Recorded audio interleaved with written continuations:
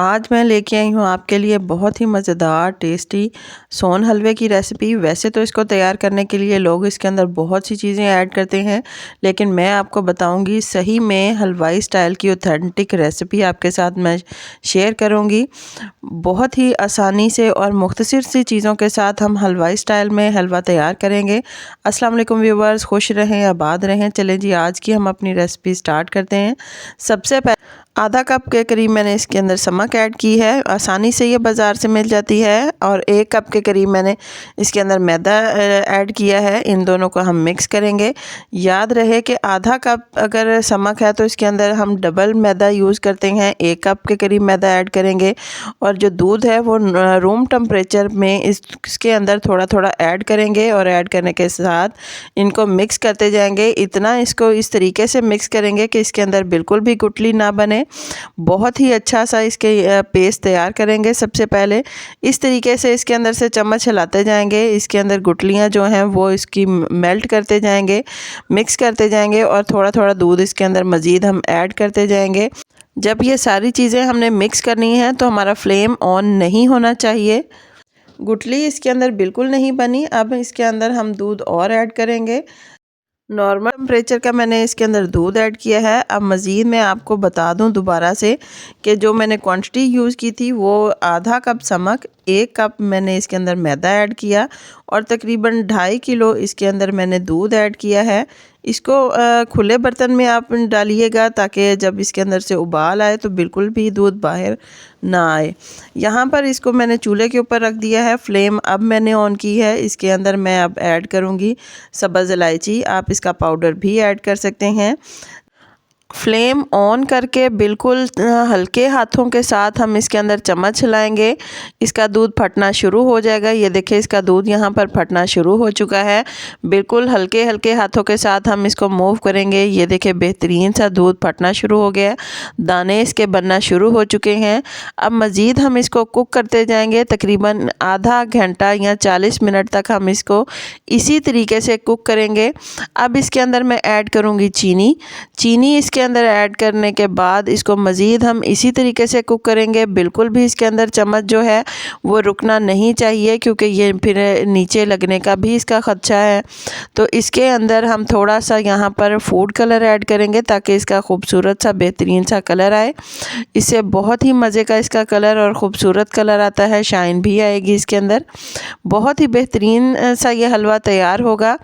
इसी तरीके के साथ इसके अंदर हम आहिस्ता आहिस्ता चम्मच हिलाते जाएंगे। फ्लेम यहाँ पर हमने नॉर्मल रखी है। अब हमारा है काफ़ी, हमने इसको कुक कर लिया है। तकरीबन आधा घंटा 40 मिनट इसको हो चुके हैं। अब मज़ीद हम इसको आहिस्ता आहिस्ता कुक करेंगे। कुक करने के साथ इसके अंदर चम्मच में मुसलसल हिलाती जाऊंगी, मूव करती जाऊंगी ताकि जो हलवा है वो नीचे बिल्कुल भी ना लगे। साइडों से भी इसको हम अच्छी तरीके से साफ़ करके इसके अंदर मिक्स करते जाएंगे। इसको जिस तरीके से हम बना रहे हैं इसी तरीके के साथ इसका आहिस्ता आहिस्ता कुकिंग के दौरान ही इसका कलर चेंज होना शुरू हो जाएगा। यहाँ पर मैंने फ्लेम जो है वो थोड़ी सी ज़्यादा की है, नॉर्मल से थोड़ी सी ज़्यादा फ्लेम की है, क्योंकि दूध जो है वो हमारा खुश्क हो चुका है। सारा दूध इसी के अंदर इसका खोया बन चुका है। अब इसको हम भून लेंगे। मज़ीद हम इसको कुक करेंगे आहिस्ता से। इसको ज़्यादा तेज़ी के साथ हमने बहुत ज़्यादा फ्लेम इसका हाई नहीं करना, नॉर्मल इसका हाई फ्लेम करेंगे और इसको बेहतरीन तरीके से हम इसको भून लेंगे। भूनने के साथ आहिस्ता आहिस्ता इसका कलर चेंज होना शुरू हो जाएगा। ये देखें इस तरीके के साथ इसका आहिस्ता आहिस्ता कलर चेंज होना शुरू हो चुका है। काफ़ी हद तक इसका कलर चेंज हो चुका है, भूनने के करीब आ चुका है। अब इसके अंदर हम सिर्फ 1 चम्मच के करीब इसके अंदर घी ऐड करेंगे। आप इसके अंदर देसी घी भी ऐड कर सकते हैं, जो आपको पसंद हो वो आप इसके अंदर ऐड कर सकते हैं। मक्खन भी आप इसके अंदर ऐड कर सकते हैं। अब इसको मज़ीद हम भून लेंगे। यहाँ पर फ्लेम मैंने नॉर्मल रखी है ताकि ये नीचे बिल्कुल भी ना लगे, क्योंकि इसके अंदर घी नहीं जाता। जो दूध है उसका अपना भी घी निकल आता है, तो वो उसके साथ भी ये इसकी कुकिंग हो जाएगी।